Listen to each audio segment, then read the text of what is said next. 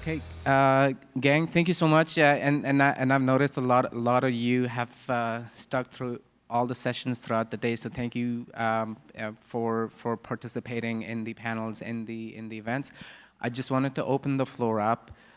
You would have noticed that the panels were slightly unconventional in the sense that we did not have Q&A at the end of each panel because we wanted to cover more panels and give time for the panelists and the moderators to talk about. So I'm just going to quickly open up the floor for quick Q&A. If anyone has any questions, any comments, any feedback more on the content or any insights that they have heard today. So just raise your hands or let me know. And I had a few questions come in earlier, but happy to take any questions that you guys have in terms of what you've heard today.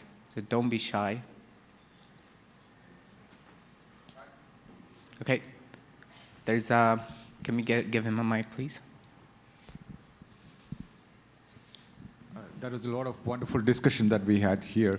And a lot of ideas, a lot of recommendation came through this.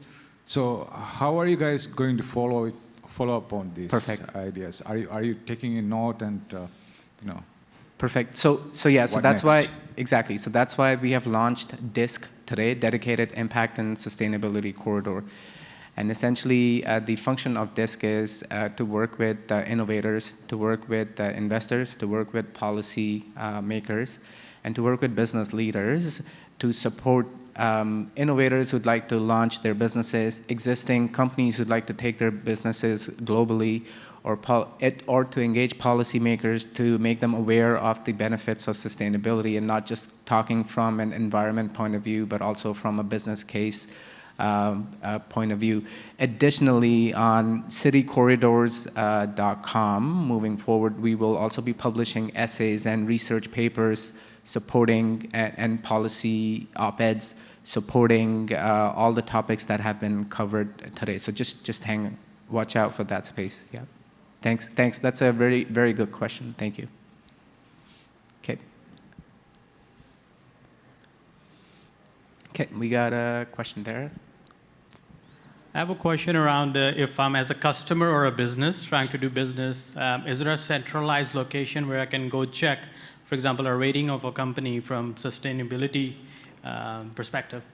Sure, yeah. So look, I'm not an expert in ESG reporting, but I can tell you S&P Global, and there are many such rating agencies out there that assign rating to companies, and not just assign rating, but they also give you the report in terms of how true they are to their sustainability initiatives, and if it's just greenwashing or green hushing, or are they actually doing real work.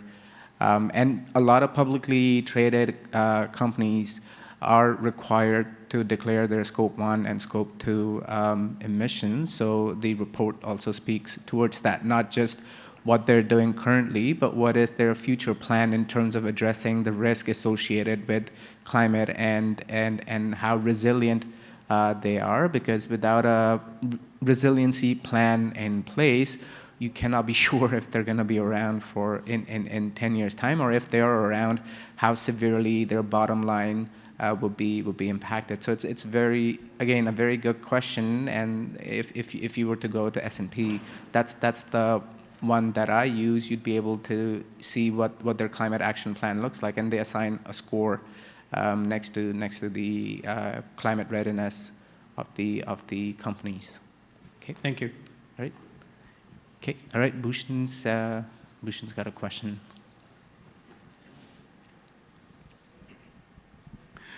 So I think this is more of a reflection, Aaditya, more than a question. But as we kind of sat through here and we talked about collaboration between Texas and India, one of the books that I'd read a long time back was called Fortune at the Bottom of the Pyramid. I don't know if folks have read that book, but it's really interesting. In that book, the author C.K. Prahalad talks about how the poor people in the world are paying the most for things. They pay more to access capital. They pay more for water. They may pay more for food. And so when I think about that, and I think about the challenges that we're trying to address, access to capital, access to technology, but there is a market there too, right? So we need to figure out a way in which we can uncover the value that's at the bottom of the pyramid, but with a sustainability focus, so just something to think about. Yeah, no, that's an excellent point and comment, and a lot of people have been coming up to me throughout the day, appreciating that we have started this platform along with EarthX, and the fact that majority of the people out there are just focusing on what to call it and what should it be named, and whether climate is real or climate change is real or not, whereas the businesses are actually quietly they're introducing sustainability plans. They're sustainability linked plans or pure sustainability focused plan. So a sustainability linked plan is that you're a company that manufactures, let's say, cosmetics, right? And so you would make sure that your facilities are sustainable in the sense that the water that you're using to manufacture that cosmetics, there's zero wastage, and you're reusing that water. And the packaging that you're making is, for example, biodegradable, or it's recycled. And we had Aryan talk about how Unilever and some of the other companies out there, they're not in the business of sustainability. They're not in the business of providing clean energy or solving for climate, but they are sustainability linked, wherein they're introducing certain practices. And we really want people to know about that. And I think Jaideep also earlier had mentioned that they have these green people. And Jaideep, I'm sorry, I don't know the exact term that you use, but they have these green people on sets that make sure that they shepherd and they make sure that the movie sets are also sustainable. So that's an excellent point, and that's what the reason of this, or purpose of this platform, is to raise awareness and let people know that sustainability just goes beyond saving on carbon emissions. It actually makes business sense, and it actually makes profit for the companies. Right? Okay. Do we have any other questions? All right, perfect. So I had a person ask me a question, and this person is very much in this sphere. The person is a veteran in sustainability, and the question the person asked me was that, wouldn't it be cool if there was a place where you could just walk in, or a place, or a corporation or an individual that you could interact with, wherein they have got it all figured out, wherein the person has an innovation or has a product that is sustainability linked or sustainability focused, and they'd want to just interact with this organization or to interact with this individual, and have that individual provide with a funding product that is available, which is, you don't have to always go for VC. You don't always have to go for private equity or debt.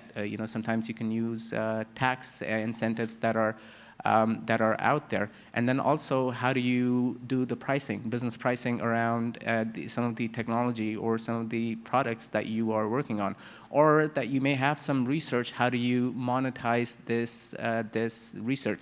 So we've been getting a lot of questions and queries around that, and that's why we were privileged enough to launch DISC over here, and that's the space that DISC is going to fill. Wherein we'd want people who are trying to solve for sustainability to focus more on the breakthroughs and focus more on the science part of things, and we can help them with the rest, so that we can have more successful sustainability ventures out there. And the goal of DISC is not to launch the next IPO or to have the next unicorn. It's to support small businesses. And the idea is that even if you have a business that is operating at a $500,000 level to even $5 million level, but if you have many such businesses in the region, the combined effect or the combined positive impact would be equal to, let's say, a few unicorns or a few companies that are Fortune 500 companies. So that's another pattern or another set of questions that I have been receiving from all the participants here today in the conference. Well, gang, with that in mind, I'm just gonna ask around if there are any final questions with regards to the content that was discussed in the panel today. And all the panelists and moderators have told me that please feel free to reach out to them on LinkedIn. Just mention that you were at the panel at the Powering the India conference, and they'd be happy to talk to you or grab coffee with you. Okay, cool. Okay, thanks so much, guys. Okay, thanks.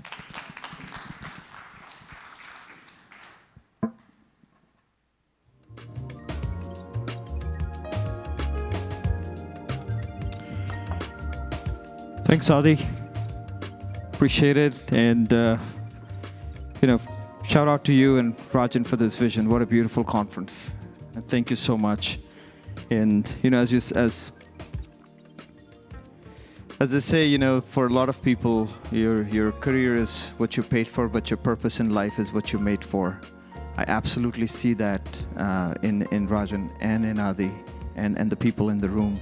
And that's what we're trying to do, connect the dots. At least I feel I'm at that stage. And when I met Adi, I saw the passion he has for this. Of course, there is something about the Benjamins too, but there is more about doing the right thing. And I really appreciate the opportunity to be a part of this conference as a moderator and as a last-minute MC. But Adi, thank you for Global Sustainable Action Alliance and the launch of this. Congratulations. And Rajan, love to hear more about what's coming next for 2025. 2026? 2026, yeah. He can't get enough. I think he likes this MC gig for sure.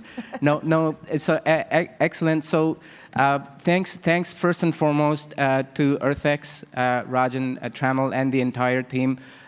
We've done events all over the world, and I keep repeating, we couldn't be working with a more lovely team who actually believes in the mission and who go out of the way to make things possible.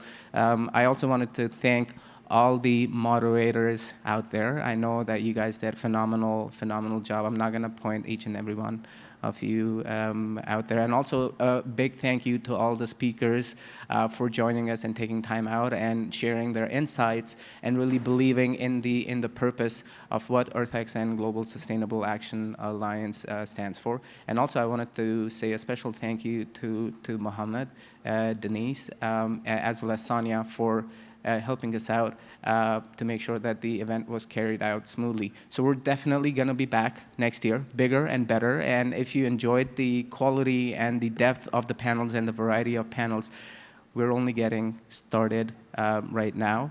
I think you will be able to register for next year's EarthX this week. And if you do, then you will get a discount. So please do not wait last minute to do that. And with that, I think I would now call this conference our very first inaugural conference to come to a close. And thank you so much for coming out. Thank you, guys.